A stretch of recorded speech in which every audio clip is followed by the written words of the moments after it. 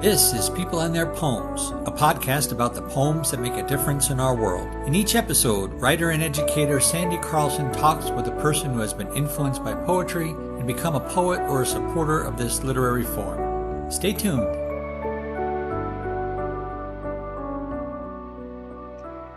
Welcome to People and Their Poems podcast. I'm your host, Sandy Carlson, and I'm here today with Patricia Lee Lewis of Massachusetts.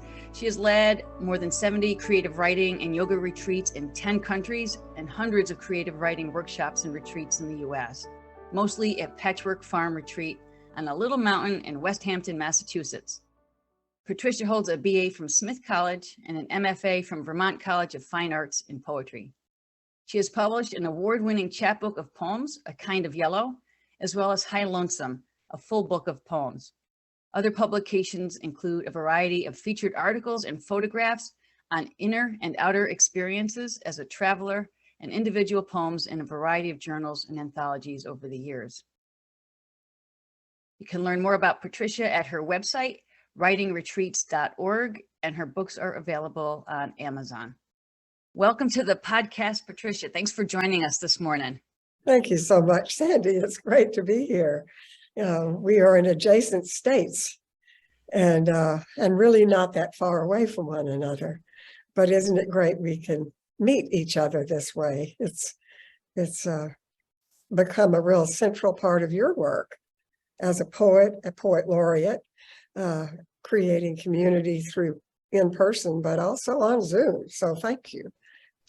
Thank you. I am so grateful for the technology of Zoom because it just makes interaction across distances possible. And this is a delight. And I am so glad to have this conversation and learn about your work in your career as an educator, as somebody who creates space for poets, and as a writer. You've got a rich story to tell, for sure. So would you introduce yourself to our listeners as a poet?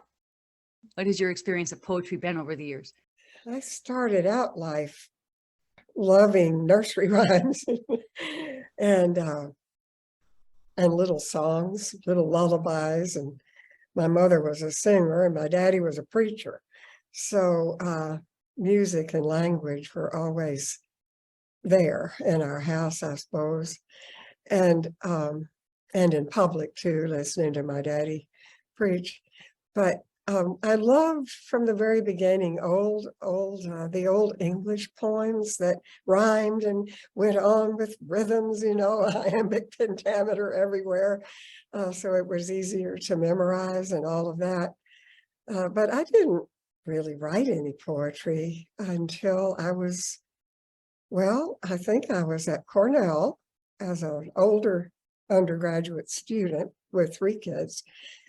And in response to I was studying Shakespeare, and in response to an assignment to write about one of the plays, I wrote a long poem. And it wasn't okay to do that, I just couldn't help myself. And the professor liked it, as it turned out. That was great. But I think that was really the first sort of poetic expression I had on my own come up with, and it was inadvertent, really. Years later, fast forward a long time, going to Smith after that and finishing there and being very active in my community on social justice issues, women, civil rights, land. I was asked to join a workshop that was fortunately led by Pat Schneider, who started what she eventually called Amherst Writers and Artists, and came up with a book that described the method she had devised to work with writers to encourage generation of writing, new writing. And it was in that experience. I was working 2 jobs at the time. I was an elected county commissioner. I was head of a rural economic development agency in our hill towns. But by golly, every Thursday night, wherever I was in this county, I'd go rushing to Amherst and sit down in a chair at 7:30 and and follow her lead, her prompts, and write, meeting other writers. And I mostly wrote prose, I think. I've always loved fiction.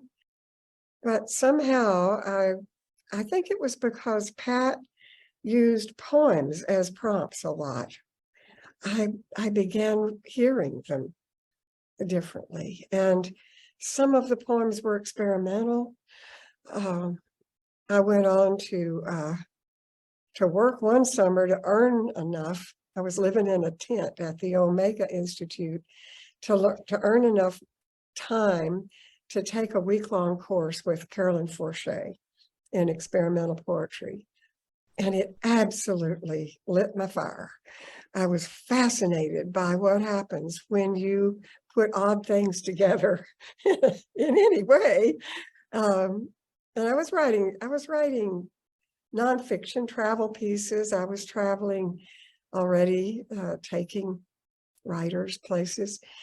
And I found that if there were ways of getting deeper into what I was, the images in my own self, the memories, the dreams, rather than thinking up something I was going to be writing, if there was something that snapped and caused me to just write out of what was just emerging, that really interesting things started happening. And I've been raised as the oldest child of this preacher's family, and I was meant to be a good girl. I usually wasn't, but I tried. And one of the ways to be a good girl was to do what people expected. Well, this kind of writing was so unexpected. It got me out of the thinking part of my mind where the critic lives. I have a huge inner judge that when I ask people to think about, to just image what their own judge looks like internally. In my case, it's always a 6'4", broad-shouldered Texan with black hair, who was my daddy, Yeah. And so I found that helping people who never really read poetry and begin to write it in these odd ways of putting together strange nouns and verbs, all the things that anybody watching your podcast who's done any experimental poetry will be very familiar with. Oddly weaving lines of two different pieces together, that sort of thing. It was exciting and it was like an adventure. It was like traveling inside the self. And when I heard other people in my groups do the same thing, it was just as exciting for me that they were doing that. So that really helped me begin writing more. But I also realized through people bringing me their poems to read and maybe work on with them, I didn't know what I was doing. And so I decided to apply to get an MFA. I was probably nearly about 60, close to 60 by then. And I'd been leading workshops and all. And so I was accepted at Vermont College in both fiction and poetry, but I had to choose. So I chose poetry because really I felt I didn't understand it at all. I was doing it. I didn't know how to help people get better, besides right. But anyway, so I went to Vermont College of Fine Arts and had two of the most wonderful years of my whole life, reading and critiquing or writing essays about what I was reading and just writing and having somebody I respected greatly look at my stuff, So then I finished that and so happily and brought what I learned back to my workshops and helped people begin to publish and began to publish myself a bit. So that really is a very long answer and not a complete one, but it helps know how I came into poetry early as a baby and really finally didn't get back to it till I was, I don't know, 45, something like that. That's really, really interesting. And this may seem irrelevant, but I actually, I live in Woodbury, and Leroy Anderson, the composer, lived in Woodbury after the war and raised his family here. And there's an exhibit in our library celebrating his work that his son Rolf has curated. And it sent me back to looking at some of Leroy Anderson's music and the element of play in it. And that there were recordings for children of his, the syncopated clock and things like this. And, you talked about being influenced as a child with the nursery rhymes and the songs. And it seems to find its way inside us when we're ready to play. Mm-hmm. And I think those formative experiences, they never go away. Those songs come back to us, Right. and just, our listeners, if they do a little research on you, they're going to find out you've had a very, very rich and active life in the arena of social justice. And you mentioned that, but you've had a broad experience of that. And I'm just wondering, did the poetry and the experimental poetry and the surprising things that helped you unlock things inside yourself that were poetic, did the element of play come into that? Because you were very busy all this time you were doing your poetry writing. Oh, I was, but the element of play, I never learned to play very well as a child, being in charge of the other children and all that. And I think the writing that I was describing, which is experimental, whether you're writing prose or poetry, is playful. It has that surprising. I don't mean it's not always happy. Right. A lot of the experimental, some of the poems that have meant the most to me over time, and maybe some other people, aren't necessarily happy, but the process of writing them was tearful and joyful at the same time, because of the surprise, because of the willingness to let go of judgment while writing. I think I would have done a much better job in my earlier years if I had found that sooner, honestly. But you take what you get, I'm so grateful to Carolyn Forché. I mean, she wouldn't remember me from Adams off Ox. The people in our Omega group, there must have been 40 people in that group. And we were there for 5 days probably. But boy, the difference she made in my life of just opening up the possibilities. I can remember the poem that did it. She gave us a list. I think it was 10 lines of 4 words each. And the words on each line seemed to have very little to do with one another. And we were to write a 10-line poem that included, we had to go through and circle a word on each of those 10 lines, just quickly. And then our poem had to include on each line the relevant word. Then you went back and you circled a different word on those lines. And by just completely substituting, as though you were substituting an apple for a pancake, you would substitute those words. And the amazing things that happened in those poems, when we weren't thinking about what we were trying to say, but we were allowing the language itself. It was like that frisson, that juxtaposition of 2 odd things always create a third thing. It's a rule. It's a major rule in writing or art or anything, really. I remember it brought tears to my eyes and to others in the group to just see it. So that play like that, it was very serious. I mean, my poem was about war, I think.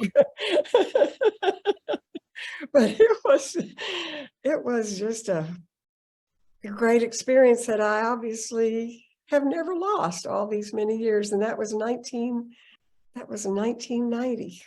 That sounds amazing. And it really is something when you zero in, when you hone in on specific words and lift them up and explore what they mean and what the nuances are. And they talk back to you, when you're working with them, and they do have a life of their own. With my students at the high school, I very often have them go to the online etymology dictionary, which is just etymonline.com, and to trace the history of the word back, and to see the roots, and just to kind of look at the family tree of this word, and how the words are poems in themselves. But that's a great thing to do. Yeah. Patricia, can you tell me, is there a particular poem that's held sway over you, or that you favor, or that you hold on to? There's definitely not just one. I can't, I like poems that they don't have to be easily understood, but I have to get what they're about. I like poems that are about something. Sometimes it's just about language, about the way language, what happens with it. It's like throwing balls up in the air of different sizes, it's fascinating to see what happens. But I prefer poems that move me in some way, either, I love Billy Collins. I love poems. I love Mary Oliver. And these are poets that are criticized often for not being complex enough. People who say that, in my opinion, are wrong. The poems that these two poets write have actually an enormous depth, but they have the quality of being transparent. They aren't, but they have that quality, so that it's not like they're precious, preciously trying to show their capacity with language. They have something that has moved them that is now on the page. And I prefer that kind of poetry myself. I loved W.S. Merwin's work. I love Mary Ruefle's work. She was one of my main advisors at Vermont College. Oh my God, I think she may be the best living poet in the United States today. I love her work, and I asked her, we became friends because she moved to my area here for a while in Amherst. And I said, Mary, how do you come up with some of these amazing images? She said, well, let's see, let me read you this poem. And it was about a woman standing at a sink with a head of lettuce and a colander. And she said, that was just what I was doing that day. I was standing at the sink, and it was this head of lettuce and this colander. And this poem came to me because there was some other memory that came in that this brought, and she put those together. And I could get it. I could get the poem, and it was not as simple. Her work is not simple, but you can get it. It's not meant to be, I don't know what to call it. It's not meant to be only for people who are academic poets, for example, who understand how poetry works, who critique it. It's meant to be for the living voice. And that is what I love, I would say. And the reason I've loved working with writers so many years, so many workshops, and all of those international retreats of going to these amazing places, is because I could hear their voices. The method that I learned from Pat Schneider, which I carried on, was that after the prompt, then we're given a certain number of minutes or hours to write whatever comes. And then we read it out loud to each other right there, no editing whatsoever. And we listen, and we respond with what's working, what we loved about it, what stays with us. And that'll always be the best writing. That'll always be the strongest writing, what you remember as a listener to whatever kind of writing it is. I have not only worked with poets, I've worked, I would say, mostly with prose writers, because there are a lot more of them than there are poets. and in songwriters and playwriters and playwrights, but always listening for what is working, what stays with you. And so I've gotten to do that many thousands of times, and I love that. I've had a few people, mostly academics, who have said after experiencing one of these workshops, I didn't believe a thing anybody said about my work because they only said things they liked. And I'm used to people saying what is wrong with a piece. And I said, you mean right after they hear a brand new piece? It's like a brand new baby. It'd be like saying to somebody whose tiny baby has two color different eyes, a blue and a brown, saying, ooh, your child has odd eyes. Go to a mother or father with a brand new baby rather than saying, what a beautiful baby this is. I love the way the ears are shaped on that child, or whatever it is you can say. So it's like working with, it's fragile. When something is just born, it is absolutely fragile. The writer is fragile. I don't care how many books you have published. When you first write something, it is vulnerable. You're vulnerable about it. So the way your first writing is responded to is very, very important. And I can remember when I first started my MFA at Vermont College, we had some young people just finished their bachelor's in creative writing somewhere, and they had been rewarded for just absolutely slashing and burning other people's work. And so they started out that way in our workshops, and I finally had to say something, and because I had already led a lot of these things, and I said, my experience is from childhood, babyhood, we are trained to be critics. This isn't working for me. This isn't working for this. This other thing isn't. I don't like you. But we don't learn very well how to say what is working. Babies do because they don't cry when it's working. But do you know what I mean? To take a positive stance on things. This does work. That it's harder because of this early non-training or training to be critics. It's harder to listen for what is working and say why, or to even express it. And so I gave some examples of that, and sure enough, it changed our workshop. We really did start listening, but differently. And I think, it's a good guide for life, listen to what somebody is saying. Don't immediately start critiquing it. Tell them what is, that has some merit there to me. I can hear what you're saying. Well, that's true in the arts, just as much as it is in any other area of our lives, I think. And so to have that kind of culture that we were building together over the many years, a lot of writers worked with me for a long time. We were building that. It became more the way we are as people, that we are not afraid to say what's working here. And another thing that we do in our workshops is we treat everything as fiction. That's very unusual. But it helps protect the writer. I've written a lot of poems, particularly in this little book, my first one, A Kind of Yellow, which was a chapbook, about my own experience. But, really, by the time it got in here, one poem's about when this child is, 7 years old.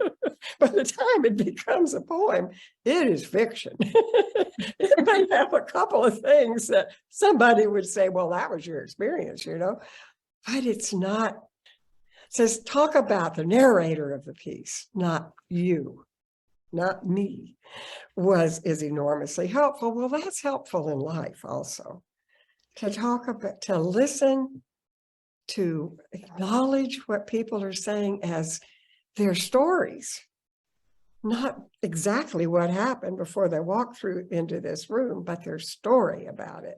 Right. So that sort of thing from the culture we created in our workshops for me, helped inform my life and became a good way to listen, and also to keep everything in complete confidence that you hear. We didn't even talk about it on coffee breaks with each other. We held the work. We hold the work as a kind of sacred thing. What you're saying really speaks to the power poetry has to create community. And I was joking during the pandemic that some people had their craft beer, other people had their sourdough bread, and then poetry exploded in a lot of online communities. And what a tremendous thing they are, that people get together and they're sharing their soul with you, and they may just know you through this online community of poets, and that's it. But it's a deep level of knowing somebody and honoring who they are. And you mentioned Billy Collins and Mary Oliver. I think the same is also true of Joy Harjo and our current National Poet Laureate, Ada Limon. The magic of what they do is, and I think it's everything that you're saying, that they are available to life, and they're receiving life, and they're able to integrate all of this and give it to us in language in a way that is transparent, but also transcendent. And it is not a bunch of biographical stuff with some literary razzmatazz thrown in. It is a mysteriously, magically felt, lived experience that they found the language for, that we can enter into with them. And I think for me, so much of those writers is like, it's that moment of recognition. Mm-hmm. And their problem is they make it look easy, because they're so good, Right. It isn't. Maybe it is at that moment, but have come to that moment that they could write that wasn't easy. I'm thinking of Martina Spada, who is lives in our area here, who he got the National Book Award for poetry this last year. His own felt experience and his amazing capacity to transcend and to help you see the blood and guts, but also the life of whatever it is he's writing about. That is really inspiring to all of us, I think. And there are thousands of writers who do that, and you're so grateful. It wasn't only Shakespeare who did that also. And it wasn't only white people, which is all I grew up with just about. Oh, absolutely. And I say this in so many of my podcast conversations. It's what the ancients called the muses, and honoring the muses and opening ourselves to whatever that is. And we don't have to call it or know what it is. There's a place of not knowing, but living, that poets bring to us. And just so enjoyed this conversation, Patricia. And I'm curious, would you read from your poetry so we can hear your poetic voice as well? Okay, here's one. I'll just choose it. It's November 7th, and it's called A Meal at a Table. So the drop-in center, I'll just give a little preface. The drop-in center is in a church nearby, right on the Smith College campus, really. What began there for homeless or people who were without enough food was a community kitchen and eating center called Manna, which is appropriate. And now they have this drop-in center. So this poem is called A Meal at a Table. Today, the first since the pandemic, Manna is serving a meal indoors. I'm a volunteer at the drop-in center for people without a steady place to live, taking names of those waiting to shower, to wash and dry laundry. This morning, 23 people checked into the center testing negative, greeted by staff who know what it's like to need this center, to need a hot meal in company of others who do not judge. We set tables with real napkins, stainless tableware, 52 chairs at 52 places indoors, 100 meals ready to serve, the excitement of eating indoors on a beautiful day. And one man trying to help, who could think of nothing but that someone had stolen every last thing he owned. Can you imagine your life without any way of proving you are who you are? His tent, wallet, phone, papers, sleeping bag. And where did you camp? I asked. Against St. Mary's Church, he said. And I thought, thank heavens he will eat today and wash what clothes he's found here and shower. A kind of baptism, perhaps. And share a meal, can it be said too many times? The loaves and the fishes. Thank you. I love the direct address, the way you bring the reader right into your poem. And the loaves and fishes reference is very powerful. It must be quite an experience, but that poor guy. Yeah, well, he did get help for sure. People do get help there. A lot of people who know that poem now have said that they have been in somewhat similar situations and gotten help. So they're now helping. And that's true for me too. Well, thank you so much for your time today, Patricia. And thank you for a window into your world and your approach to poetry. I feel like I had a masterclass with you. Oh, wow. I really appreciate the insight and the references to some resources and your shared experience. I'm very grateful. Well, I've enjoyed it so much, Sandy. Thanks for doing this work. Thank you. Bye-bye. This has been People and Their Poems, a podcast about the poems that make a difference in our world. Be sure to check the show notes for any special links relating to this episode. If you want to learn more about the podcast, visit peopleandtheirpoems.net. Or if you want to learn more about Sandy and her work, visit sandycarlson.net. Thanks for listening.